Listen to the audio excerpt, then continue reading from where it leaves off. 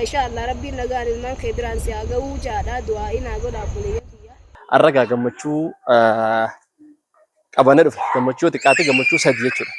السلام عليكم ورحمة الله وبركاته. جرجرت ورتوتني خني خن أسينو دا وتن هونتي خيسنو بكجرتني تنجا فيا كابدن سنيجا.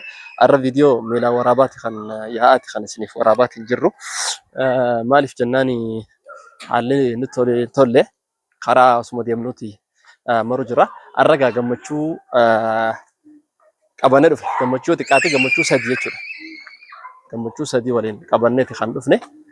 Sadeengaa akkuma harkaa turtan jechuun takkaffaa gammachuu waliin eegaa turree kadu'aayis godhaa turtan walumaan taanee godhaa turtan tan wardaadhaati.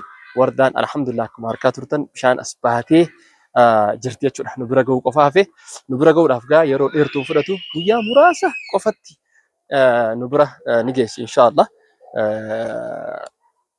Rabbi nagaa naaf fidu. Nagaan nu bira haa ga'u akkuma fiidiyoorti agartan gaa harkitaniitu jirtan jechuu barbaadeeti. Akkasii alhamdulillah nagaan dhufte. Gammachuun ammoo inni lammaffaadha. Abraahimii fayyee alhamdulillah. Abraahim fayyee nagaan alhamdulillah. Balaa ijoollee irraas oole nagaan fayyee alhamdulillah akkuma harkaa turtan fayyee jira. Rabbi baasee jechuu barbaanneeti. Alhamdulillah. Khunkhana immoo tan gartee sadaffaadha. Amma si biiniin dhiyeenya kana akkuma argitan gaa mana kophaa kireeffatee mana kireeffadhee kalaas kophaan jiraachuu jira. Akkana taniin fuudhu yookaan wajjin jiraadhu natti barbaada natti fuudhaa jechaati kan ture agarree jechuudha biinii jechuudha. Arra alhamdulillah akkuma argitan isaa fi Abraahim waliin harkitaniitti jirtan jechuudha. Numaahu waan gammachuu addaa sanirraa wanni adda godhu maali? Wal biratti harkuu qofa osoo hin ta'in mana gartee isinuu mee jijjiiraaf Abraahimiif gandi sun hin taane bakka isaan irraa jijjiiraaf jettanii isinuu dubbachaa turtan sani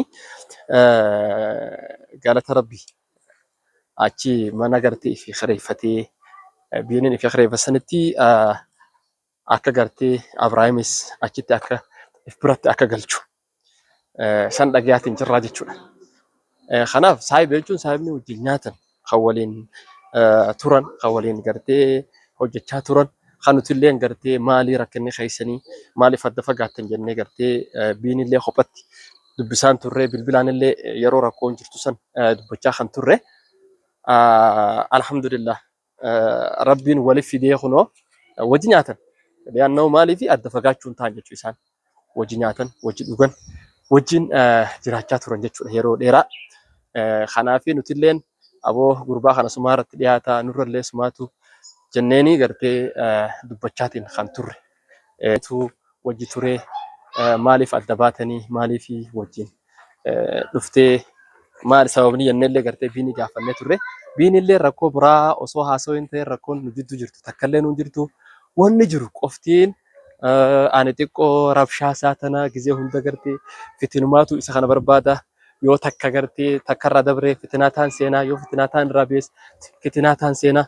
Kanaafuu anammaniin dadhabadhee jeetiin gartee rakkoo tana malee rakkoon xiyyaa bitee si jidduu jirtu hin jirtu gonkumaa jeetii gartee kan Abrahaam biiniin dubbatee jechuudha yeroo nuti gaafannetti jechuudha. Arrammoo san hunda gartee alhamdulillah san hunda gartee dhiisee akkasitti kunoo if birattuu galchee mana sanirraa maaliif jennaan rakkoo keessa namni waliin dhiisu yeroo rakkoodha.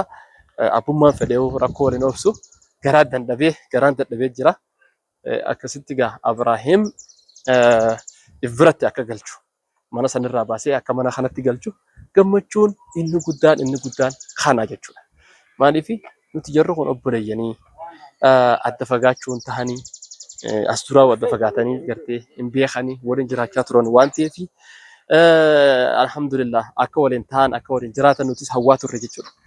Akkuma nuti jenne san rabbiin nuuf taasise alhamdulillah onoo bakka takkatti amma wardaalee na guuduftee akka gartee mana jijjiiramee jirutti akka galtu hone nuti nuuf gammachuu addaati dhugaa dubbachuudhaaf jechuudha. Gammadaati kanaaf rabbiin gartee Abraahim illee rakkoo gizee hundatti dhufaa tana mata jabeenya kana agartee rabbiin irraa laaffisuu jennaa. Eta as duraata agartee nuti sodaachaa fi turree jechuudha. Nuti sodaachaa fi turree maaliif sodaachaa turree yaa rabbi irraa hambisitee kana agartee kadhachaa turre agartee ammallee biinillee sodaatee ture sani amala san rabbi irraa hambisu as booda jechuudha. Rabbi jeetii rabbi irraa haa guutu jaati gartee isinillee du'aa'ii godhaa fi nutillee kanumarratti gartee du'aa'ii kan goonuuf ta'a jechuudha. Gammachuun tanaga biran jiru silaa bira jiraadhee qaamaan isaan bira jiraadhee viidiyoon isiniif mara ture jechuudha. Isaan biran turre isaan biran jiru kanaafin bakkumaan jirurraa gabbahee jechuudha. Isinii waraabaatiin jira. Wanni kanarra caalu gammachuun tana caaltu akkuma hajirtu natti hin fakkaatu. Guyyaa irraa gammachuu sadeen talaan dura wal qabee irratti wal gahee saniif kan isin biraan ga'uudhaaf kan asitti argamne jechuun inshaallah yoo rabbii keenyaan taate gammachuu san waliin qottannaa waliin gartee xumurannaa jechuu barbaadeeti.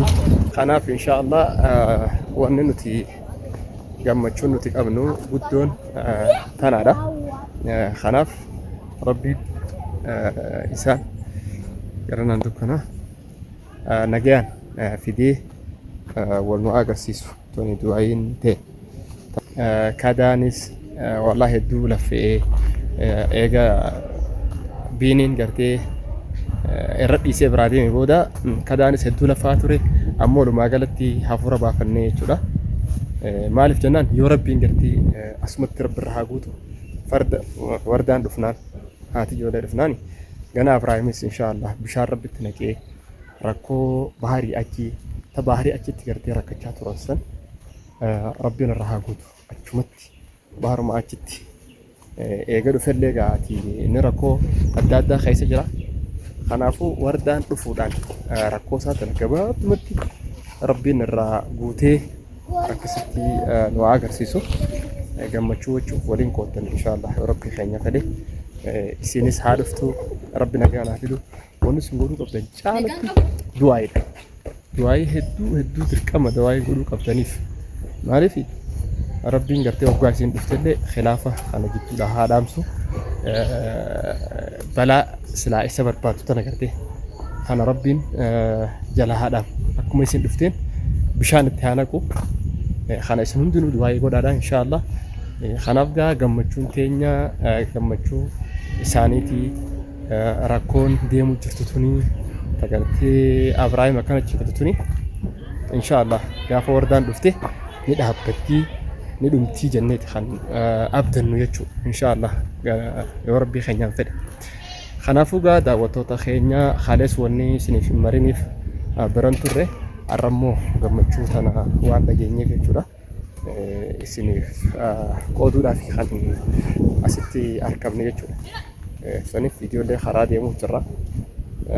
Wanni jiru immoo nagaa jira.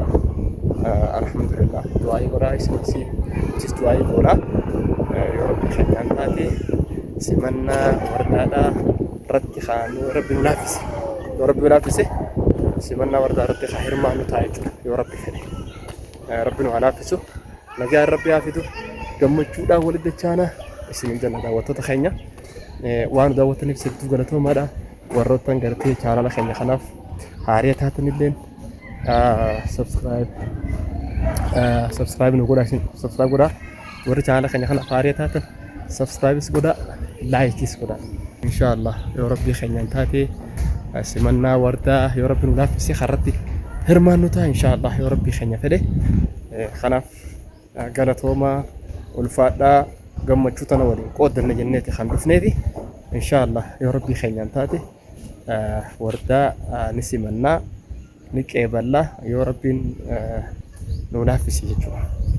Kanaaf du'aa'ii godhaa isin jenna daawwattoota keenya waan daawwattaniif galatooma. Viidiyoo teenya immoo laayik godhuun dagatinaa akkasitti biyya teenya warri Oromoo kana yaaddan ni jirtanii warri Oromoo kana yaaddan asumaan daawwadhaa inshaallah isin jenna. Assalamu alaikum warahmatullahi wabarakatuh.